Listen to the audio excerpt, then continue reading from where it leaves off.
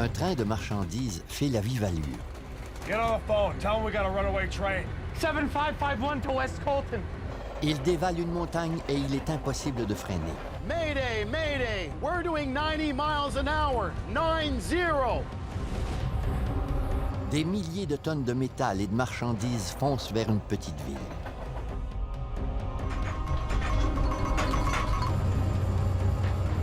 We're gonna die on that curve. Une erreur anodine met la vie de l'équipe de train en danger et celle des citoyens de la ville.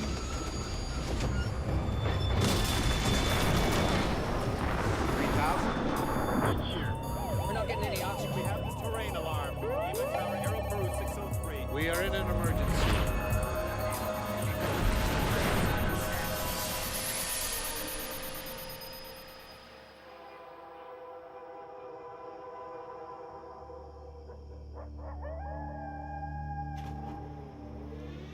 Le 12 mai 1989, tôt le matin, un train de marchandises patiente sur une voie d'évitement dans le désert et se dirigera bientôt vers les montagnes de San Gabriel en Californie.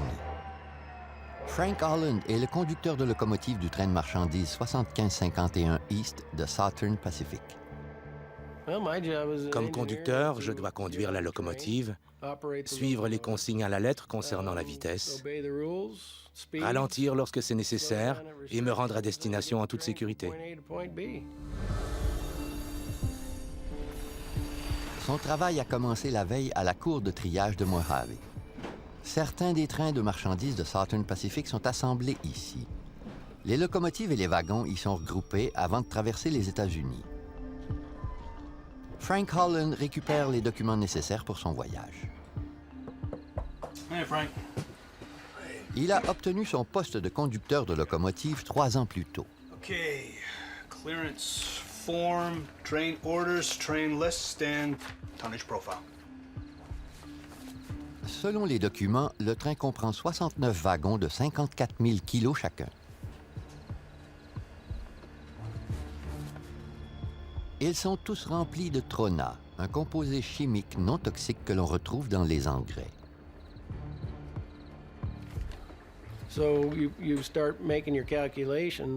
On utilise ces données pour calculer la vitesse maximale nécessaire pour descendre les pentes.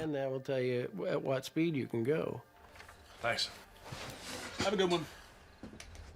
Selon les documents, les wagons contiennent plus de 3 500 000 kilos de marchandises, l'équivalent de plus de 10 gros porteurs.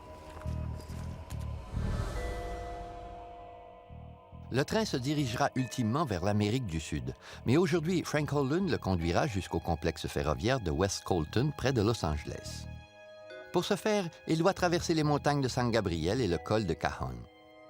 Il devra ralentir en redescendant la montagne.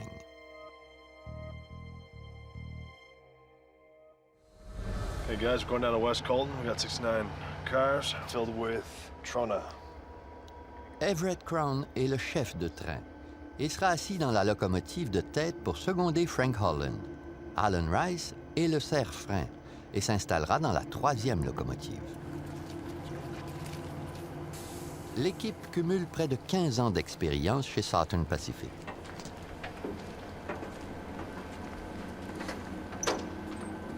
Frank Holland demande de l'aide pour s'assurer que le train soit suffisamment puissant pour franchir les montagnes. Le régulateur de Southern Pacific lui envoie donc 2 locomotives de renfort. Lawrence Hill en est le conducteur. Robert Waterbury, le serre-frein, l'accompagne. Les 2 hommes connaissent ce bout de chemin de fer, mais n'y travaillent pas habituellement. De plus, ils ignorent le contenu des wagons et ne demandent aucun renseignement à ce sujet. Le train 7551 East a 4 locomotives à l'avant et 2 à l'arrière. Tout est en place et le train est prêt à partir. Helper calling head end. Head end. Coupled and ready to go. Roger that.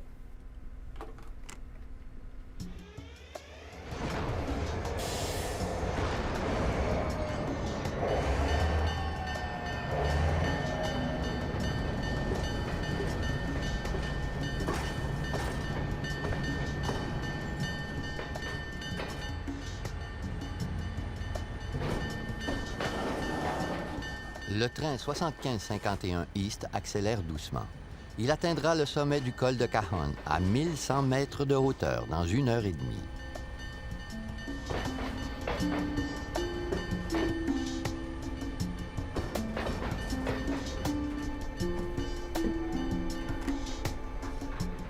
Helper to head end. Head in. We've cleared the siding.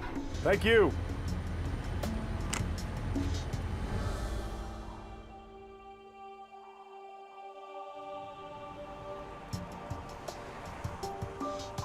De l'autre côté des montagnes, la petite ville de San Bernardino s'éveille.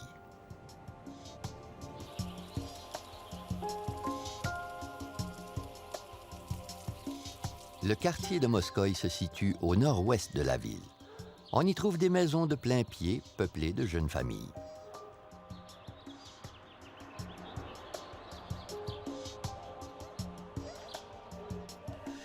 Christopher Shaw vient de se lever. Après une dispute avec sa petite amie, il a passé la nuit chez sa mère au 2326 rue Duffy. De l'autre côté de la rue, 3 des 4 enfants de Ruth Green sont partis à l'école. Sa fille aînée, Lavon, reste à la maison. J'étais à la maison avec ma fille. C'était un matin comme les autres. On venait de prendre le petit déjeuner et on rangeait la vaisselle. La voie ferrée incommode les résidents. Les trains roulent à vive allure sur un remblai de 6 mètres de haut. Certaines des maisons de la rue Duffy sont à quelques mètres des rails. Lorsqu'on a acheté la maison, l'agent immobilier a tenté de nous vendre une maison tout près de la voie ferrée. Mais mon mari a refusé.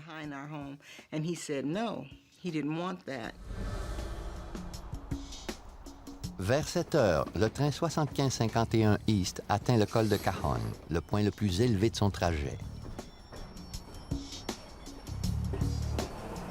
Le train est maintenant prêt à dévaler la montagne. La section de voie ferrée qui se trouve au cœur du col de Cajon est d'une grande importance, car elle relie la ville de Los Angeles au reste du monde. Il s'agit d'une des 3 seules façons de traverser les montagnes.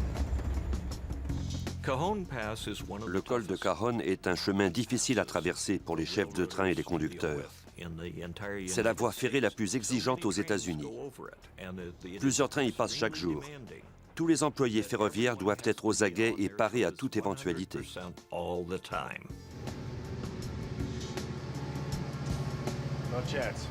Grâce aux chefs de train et aux conducteurs, le train est à l'heure. Il s'apprête à entamer la partie la plus difficile du parcours, ralentir avant de dévaler la montagne.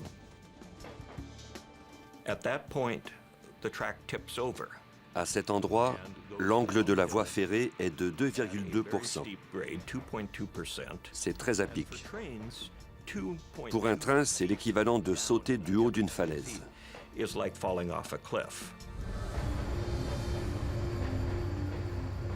Le train 7551 East descend la montagne. Les hommes croient que tout se déroule comme prévu, mais sans le savoir, ils ont déjà perdu la maîtrise de leur train.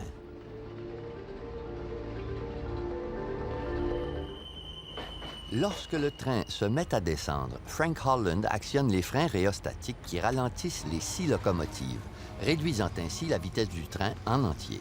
Il doit traverser le col de Cajon à 48 km à l'heure. Il appelle Lawrence Hill, le conducteur de la locomotive arrière, pour s'assurer qu'il roule à la bonne vitesse. Call in the helper. This is the helper. You got all your dynamics? Yeah, I'm in full. Roger that.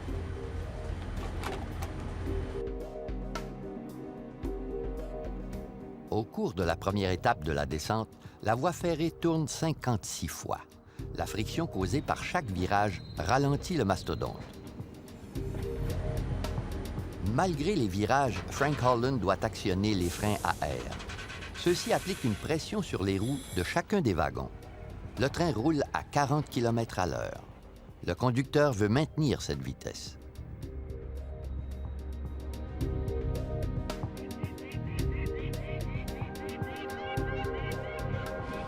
Après avoir effectué tous les virages, Everett Crown, le chef de train, constate que le train accélère. Frank, we're at 30. Should be at 25.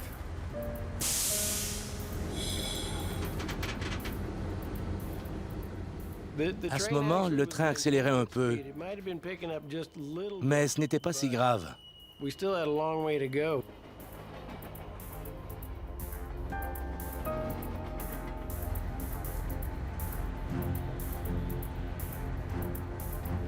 It's creeping. Frank Holland, perplexe, freine de nouveau à l'aide des freins à air, mais le train continue d'accélérer.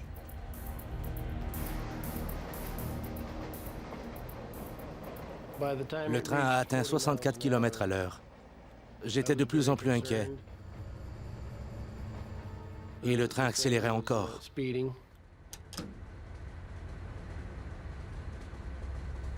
Lorsque le train atteint 72 km à l'heure, Frank Holland serre les freins à air au maximum. En vain.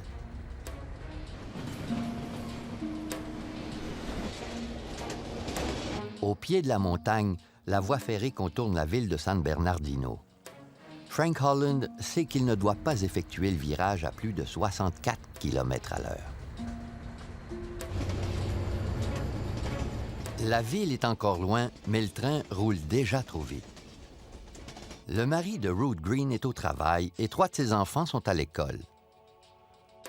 De l'autre côté de la rue, Chris Shaw se prépare à prendre sa douche. Frank Holland sait que si le train déraille, il risque de défoncer plusieurs maisons.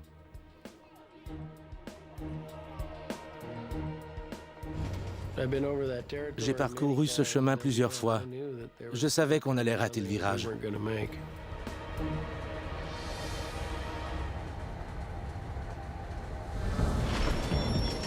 Le train dégage une épaisse fumée et continue d'accélérer.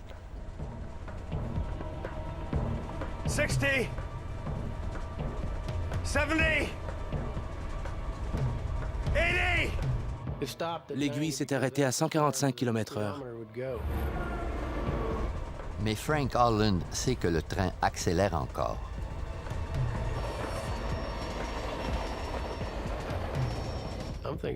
Sur le coup, j'ai songé que l'on me congédierait. C'est la première idée qui m'est venue en tête. Je me demandais quelle erreur j'avais pu commettre pour me retrouver dans ce pétrin. 7551 to West Colton. 7551 to West Colton. West Colton, go ahead. We have a slight problem. À la queue du train, le conducteur Lawrence Hill écoute l'échange radio. I don't know if we can get this train stopped. Il souhaite communiquer au plus vite la gravité de la situation au régulateur. Mayday, mayday! We're doing 90 miles an hour. 90! Out of control. Won't be able to stop till we hit Colton. Mais le régulateur n'y peut rien. Le train roule à plus de 160 km à l'heure. Il atteindra San Bernardino dans quelques secondes.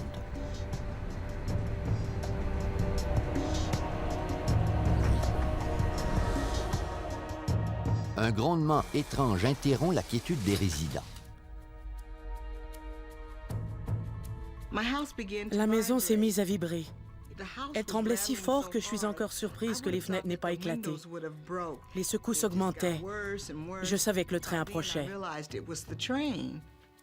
Avant le virage, je me suis tourné vers Everett et je lui ai dit...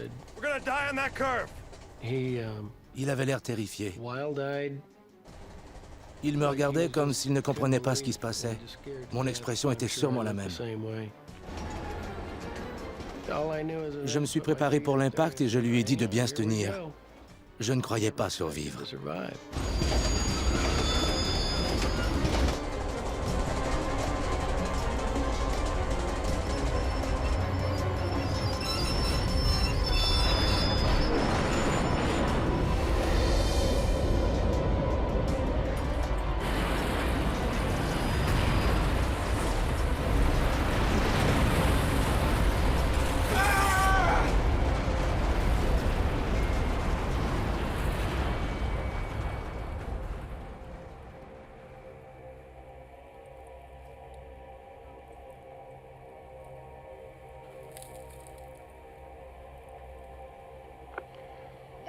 Colton. AGYM Saugus dispatcher, please come in. We're on the ground here between Dyke and Stover. Mayday! Mayday! Lawrence Hill tente désespérément d'appeler le régulateur de Southern Pacific. Puisqu'il était dans la locomotive de renfort à l'arrière du train, il a été épargné, mais il craint pour la vie de ses collègues. SP7551, anybody please come in! Quelqu'un répond enfin plus d'une minute plus tard. Saugus dispatcher, 7551 East, over. Saugus dispatcher, we are all over the ground here. I haven't heard anything from the head end. They may need some assistance.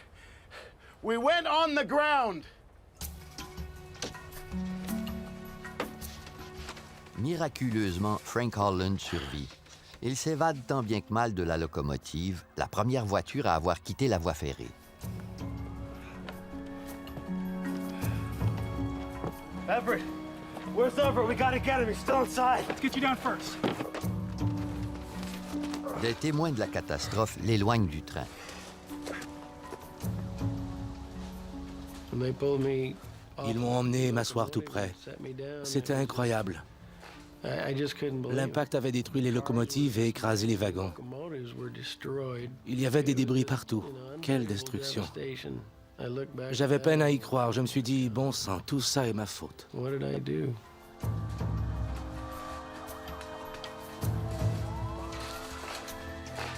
Frank Holland souffre de fractures aux côtes et d'une perforation du poumon. Everett Crown, son collègue, est décédé, ainsi que Alan Rice, le serre-frein, assis dans la troisième locomotive.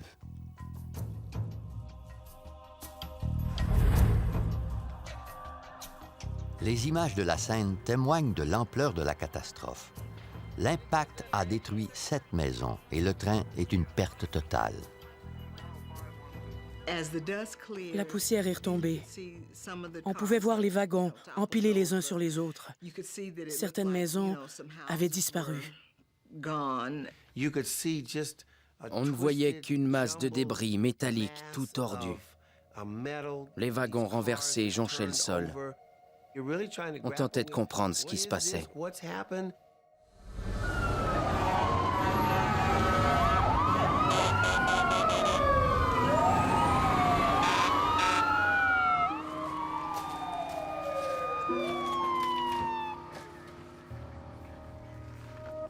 Alan Simpson est chef de bataillon pour le service d'incendie de San Bernardino. Une femme nous a dit que son fils était coincé sous les décombres d'une maison. La demeure était complètement détruite, au point où il était difficile d'affirmer qu'il s'agissait bel et bien d'une maison. Les gens criaient qu'il y avait quelqu'un sous les décombres. J'ai su par la suite que Chris Shaw habitait là. La maison était complètement détruite. Il y avait tellement de débris que l'on croyait qu'il était impossible de trouver des survivants. Les décombres cachent aussi un problème explosif dont les gens ignorent l'existence. 2 mètres sous terre, un pipeline longe la voie ferrée. Il achemine du carburant jusqu'au sommet de la montagne. S'il est endommagé, une seule étincelle pourrait causer une déflagration gigantesque. Avant cet incident, on ignorait qu'un pipeline se trouvait si près de nos maisons. On se prépare toujours pour ce genre de situation. Un pipeline de 36 cm de diamètre rempli de carburant sous pression peut exploser en moins de 2. Le pipeline appartient à la compagnie Calnev Pipeline. Elle pompe immédiatement des centaines de barils de carburant pour réduire les risques d'une explosion. Mais une quantité importante de carburant demeure dans le pipeline. Les soupapes de sûreté automatiques qui servent à isoler chaque section du pipeline restent ouvertes. Il est impossible de vider la section sous les lieux du déraillement. 3 heures après l'accident, les secouristes retrouvent la dépouille d'un jeune enfant. Il s'agit du 2e petit garçon décédé sur les lieux. On a retrouvé 2 enfants dans la même maison. Suite à cela, on craignait qu'il n'y ait pas de survivants. Mais dans une telle situation, il ne faut jamais perdre espoir. Mais la pression se fait sentir. Les secouristes tentent toujours de retrouver Chris Shaw, ce qui retarde le nettoyage des lieux. On attend la fin des recherches pour retirer les wagons afin que Calnev puisse vérifier l'état du pipeline. Tous les résidents retiennent leur souffle. Chris Shaw a-t-il pu survivre à une telle catastrophe? Le train 7551 East de Southern Pacific a déraillé à San Bernardino, en Californie. 4 personnes ont perdu la vie. On a évacué un quartier résidentiel car on ignore l'état d'un pipeline enfoui sous les lieux de l'accident. Chris Shaw se trouvait dans l'une des maisons détruites par le train. 12 heures plus tard, il manque encore à l'appel. George Avery, pompier depuis moins d'1 an, entame son quart de travail. On nous a demandé de prendre la relève des secouristes.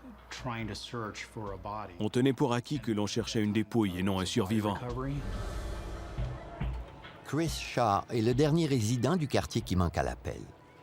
Les secouristes demandent à sa mère de dessiner une carte de la maison. Elle leur dit que son fils était dans la salle de bain au moment de l'accident.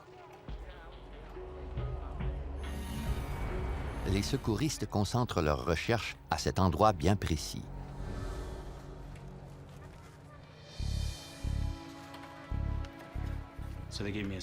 On m'a dit où chercher.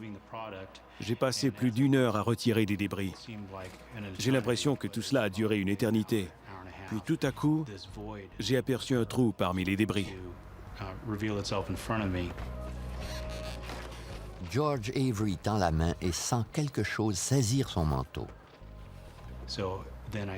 J'ai retiré mon bras croyant que mon manteau était coincé par un clou. Puis j'ai aperçu une main qui me faisait signe. I found him! I found him! Help! Somebody help me!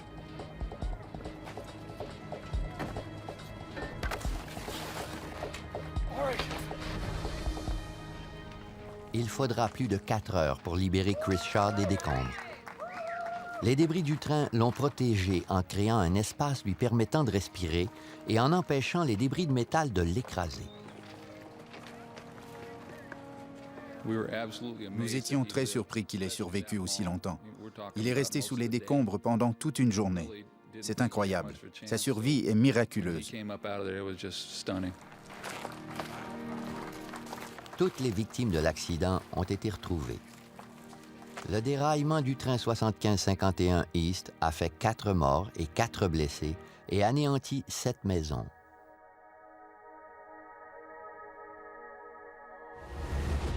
Malgré le sauvetage de Chris Shaw, les problèmes de ce quartier de San Bernardino ne font que commencer. Si le pipeline de Calnev est endommagé, il risque d'exploser, de détruire d'autres maisons et de faire d'autres victimes.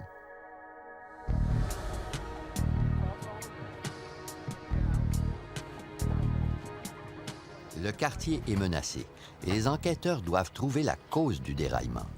William Pugh et Russell Quimby travaillent pour le Conseil national de la sécurité des transports. Notre équipe est arrivée très tard sur les lieux et il faisait noir. On se croyait dans l'enfer de Dante.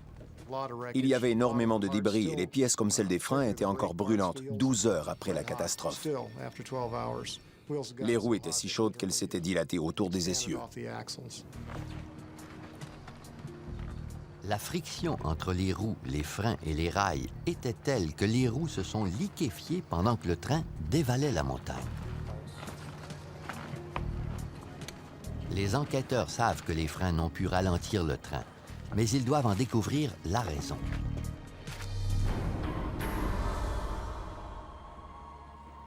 Le lendemain, on amorce l'opération de nettoyage. Southern Pacific doit retirer les débris pour permettre aux enquêteurs d'effectuer leur boulot et aux employés de Calnev d'inspecter le pipeline. En fin de journée, on a retiré la plupart des débris, mais des centaines de tonnes de trona, dont les wagons étaient remplis, recouvrent encore le sol.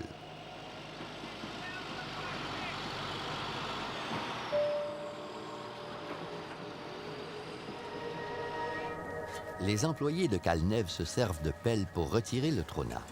C'est la façon la plus rapide d'inspecter le pipeline tout en évitant l'usage de machinerie lourde.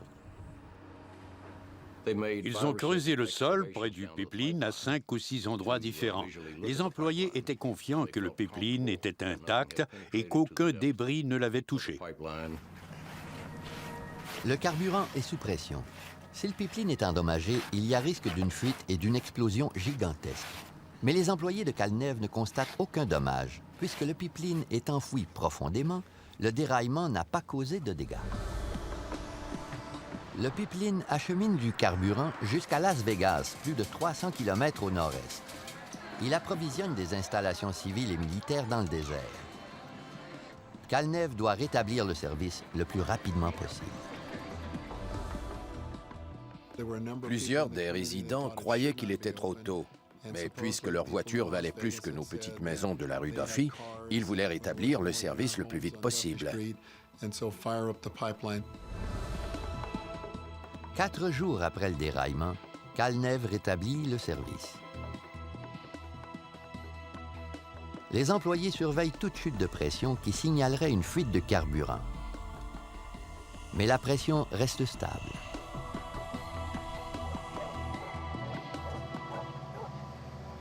Le jour même, Southern Pacific effectue les dernières réparations sur la voie ferrée. Les trains passent de nouveau devant la ville de San Bernardino.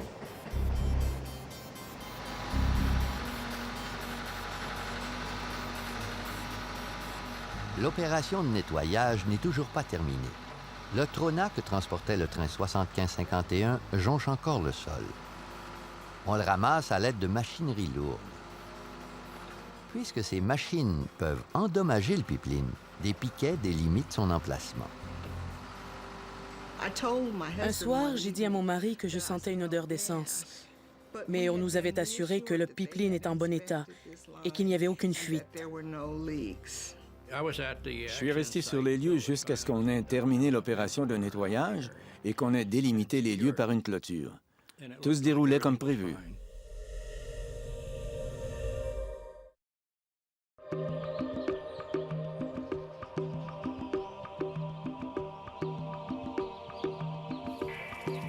Nous voici tôt, le matin du 25 mai, 2 semaines après le déraillement du train de Southern Pacific dans la ville de San Bernardino. On a rapidement complété l'opération de nettoyage. Les trains longent de nouveau la ville depuis plus d'une semaine et le pipeline de Calnev achemine de nouveau son carburant.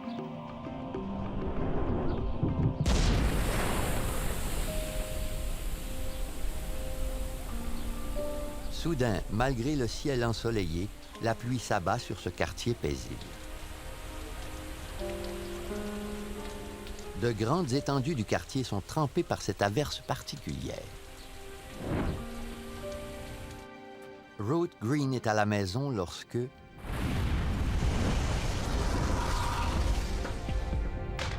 Pour une deuxième fois en un mois, elle doit regarder la mort en face. J'ai regardé par la fenêtre.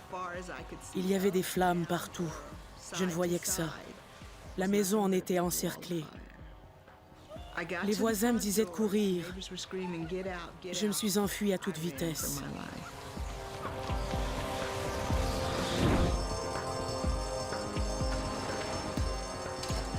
Le service d'incendie doit de nouveau se rendre en catastrophe sur la rue Duffy.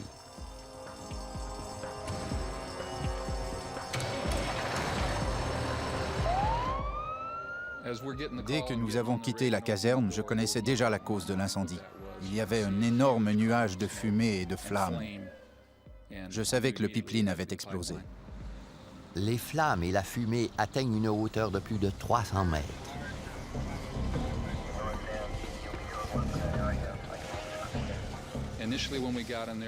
À notre arrivée, il faisait si chaud que les feux de direction ainsi que les feux rouges du camion ont fondu.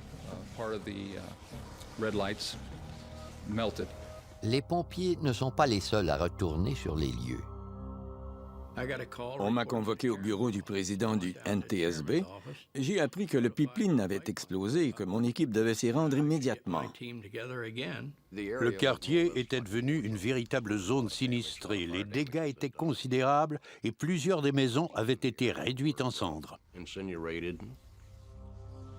Une fois de plus, Calnev, le propriétaire du pipeline, est incapable de fermer les soupapes de sûreté.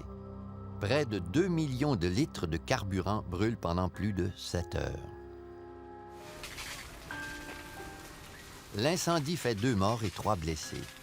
11 maisons sont complètement détruites. La catastrophe ébranle les résidents de San Bernardino. On n'a retrouvé que les chaussures d'une des victimes. C'était une image extrêmement troublante. Après l'incendie, j'ai décidé de déménager. Il n'était pas question que je retourne là-bas. J'avais trop peur.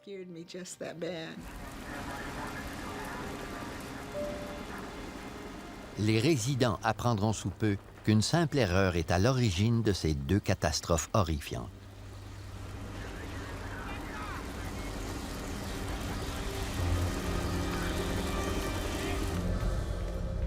Les enquêteurs du Conseil national de la sécurité des transports analysent les 2 événements. Pour trouver les causes du déraillement, ils examinent les boîtes noires de 3 des locomotives. La boîte noire enregistre la distance, la vitesse, la position des gaz et la pression des freins à air. On a constaté que le train roulait à une vitesse excessive. Selon les boîtes noires, le train roulait à 177 km/h avant de dérailler. La limite de vitesse du virage était d'un peu plus de 60 km/h. Les freins n'ont jamais pu ralentir le train.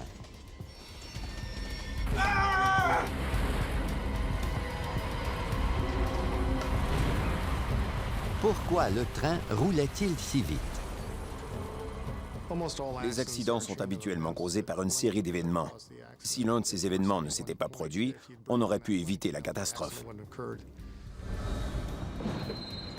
Comme la plupart des trains de marchandises, le train 7551 a 2 systèmes de freinage, des freins rhéostatiques et des freins à air.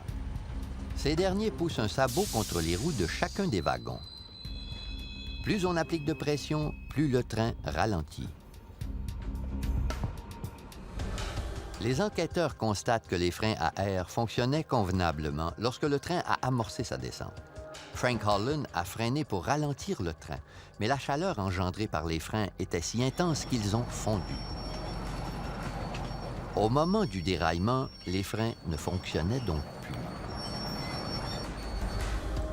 Les enquêteurs analysent ensuite les freins rhéostatiques. Ceux-ci agissent sur les locomotives en créant un champ magnétique qui ralentit chacun des 6 essieux de la voiture. Le train comportait 4 locomotives à l'avant et 2 à l'arrière. Avant d'entamer son voyage, Frank Holland savait que la 2e locomotive ne fonctionnait pas du tout et que les freins rhéostatiques de la 4e locomotive fonctionnaient de façon intermittente. Mais ceci n'affectait en rien la fiabilité du train. On croyait que les autres locomotives à l'avant ainsi que les 2 locomotives de renfort suffiraient pour descendre la montagne à 48 km/h en toute sécurité. Frank Holland maîtrise encore le train au moment d'entamer la descente. Avec les freins à sa disposition, il devrait maintenir sa vitesse, mais il en est incapable. Frank, we're at 30. It should be at 25. It's creeping. En analysant les données de la boîte noire, les enquêteurs du Conseil national de sécurité des transports font une découverte étonnante. Les freins de la 3e locomotive ne fonctionnaient plus lorsque le train s'est mis à accélérer. Pourtant, Holland avait confirmé leur fiabilité en communiquant avec Rice, le serre-frein. Alan, Yeah, what are your dynamics like? they're revving. Mais les boîtes noires indiquent que même si les freins émettaient leur bruit habituel, ils ne fonctionnaient pas du tout.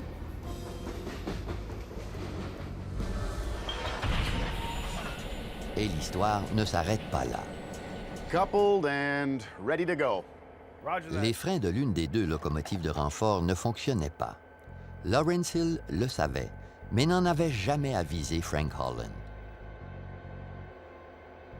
Il n'a jamais avisé Frank Holland que les freins de l'une de ses locomotives ne fonctionnaient pas, car il a tenu pour acquis que le régulateur le ferait. Calling the helper. This is the helper. You got all your dynamics? Yeah, I'm in full. Donc, lorsque Frank Holland a demandé à Lawrence Hill si ses freins rhéostatiques fonctionnaient, ce dernier a répondu oui en faisant référence à une seule locomotive. Il s'agit d'une découverte surprenante. Frank Holland croyait à tort que sa force de freinage était suffisante. Mais l'enquêteur William Pugh demeure perplexe. Le train 7551 transportait plus de 3 500 000 kilos de marchandises. Malgré les locomotives défectueuses, Frank Holland aurait dû maintenir sa vitesse en descendant la montagne. Pour élucider ce mystère, les enquêteurs analysent les événements des jours précédant l'accident.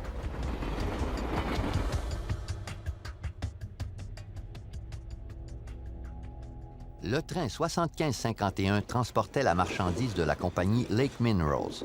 5 jours avant le départ, le chef de service de Lake Minerals livre les documents nécessaires à Thomas Blair, un employé de Southern Pacific. Ces documents énumèrent le contenu de la cargaison ainsi que son poids. Thanks.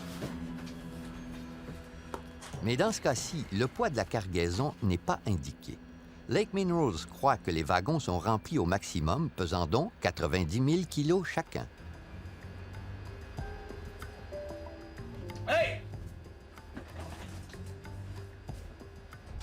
Hey!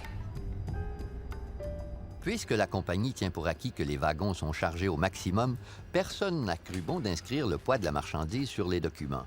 Mais Thomas Blair sait qu'il doit indiquer le poids de la marchandise, sinon le train ne pourra pas quitter la cour de triage.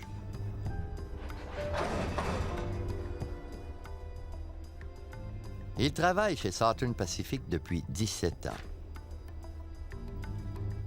Des milliers de trains de marchandises passent par sa cour de triage. Il estime donc que chaque wagon contient 54 000 kilos de trona. Malheureusement, il commet une grave erreur de calcul. Chaque wagon contient en effet 36 000 kilos de plus que son estimation. Les 69 wagons pèsent donc 6 210 000 kilos, près de 3 millions de kilos de plus que prévu.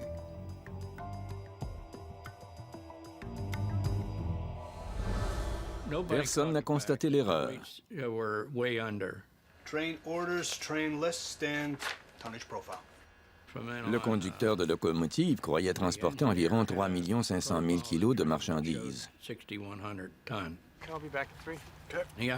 Il a effectué tous ses calculs basés sur ces données qui étaient fausses. Ça représentait à peine 2/3 du poids réel. On n'avait aucune chance.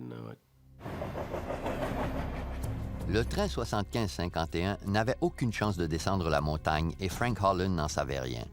Même avec toutes ces locomotives en parfait état, il aurait éprouvé énormément de difficultés à descendre la montagne puisque sa cargaison était beaucoup plus lourde que prévu. Sans frein, il lui était impossible de ralentir. Le déraillement à San Bernardino était donc inévitable. On aurait pu éviter le déraillement en effectuant les bons calculs, mais les enquêteurs constateront que l'explosion subséquente du pipeline aurait également pu être évitée.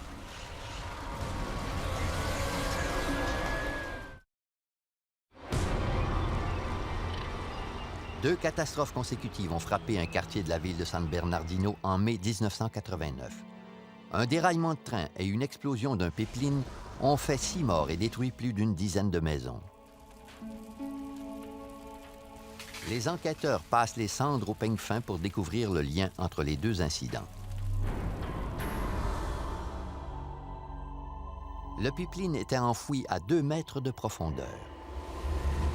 Dans les jours suivant le déraillement, les employés de Calneve l'ont inspecté minutieusement et n'ont décelé aucune anomalie. Le déraillement ne semblait pas avoir endommagé le pipeline.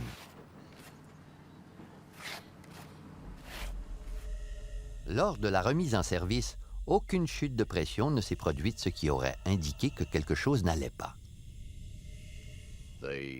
Calneve a ajusté la pression du pipeline à 11 000 kPa et n'a détecté aucune anomalie le long du pipeline.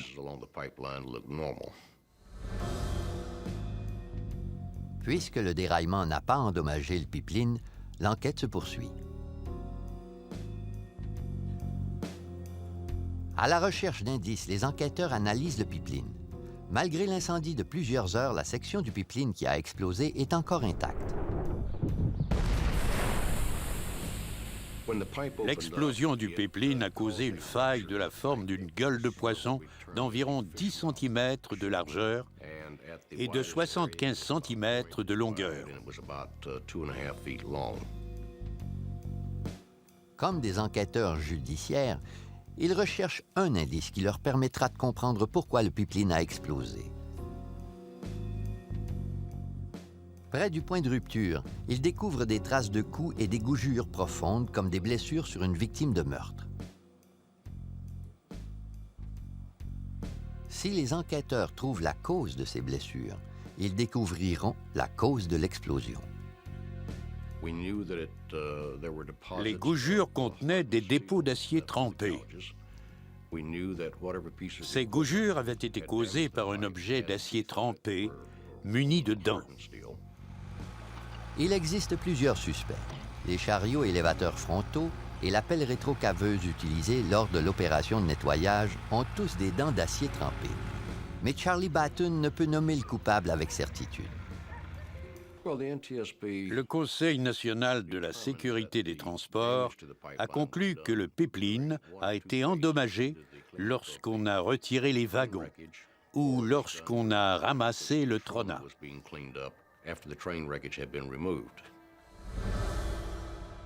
Deux erreurs, l'une commise avant le déraillement et l'autre commise dans les jours suivant la catastrophe, ont engendré deux désastres majeurs qui ont ravagé un quartier de San Bernardino et causé la mort de 6 personnes.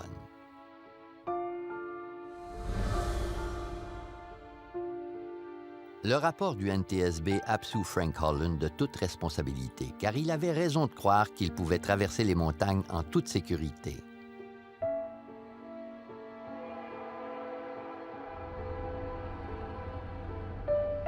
Frank Holland conduit toujours des trains, mais il n'a jamais pu traverser les montagnes de San Gabriel. Je ne crois pas en être capable. Je crois que je revivrai la catastrophe chaque fois que je passerai par San Bernardino. Je refuse de le faire car ce serait beaucoup trop douloureux. La compagnie de pipeline Calnev a été tenue responsable de ne pas avoir vérifié le pipeline suite aux opérations de nettoyage. Elle a réglé toutes les poursuites contre elle à l'amiable. Avec le recul, je crois que Calnev serait d'accord qu'elle aurait dû faire une inspection plus rigoureuse. Cette compagnie a fait preuve de laxisme et pris une décision mal éclairée en autorisant la remise en service de son pipeline. Thomas Blair, qui a fait l'erreur en remplissant les formulaires, n'a jamais fait l'objet d'accusation. Mais suite à la catastrophe, Southern Pacific a modifié ses règlements en exigeant que l'on tienne pour acquis que tous les trains de marchandises sont remplis au maximum. Southern Pacific a aussi réglé plusieurs poursuites à l'amiable. La compagnie n'existe plus. Quelques années après l'accident, une autre entreprise en a pris possession. Les trains contournent encore San Bernardino, mais plusieurs des familles témoins des catastrophes ont quitté la ville. Les trains arrivaient encore du col de Cajon. On ne pouvait s'empêcher de songer à un autre déraillement. Cela pouvait se produire à nouveau.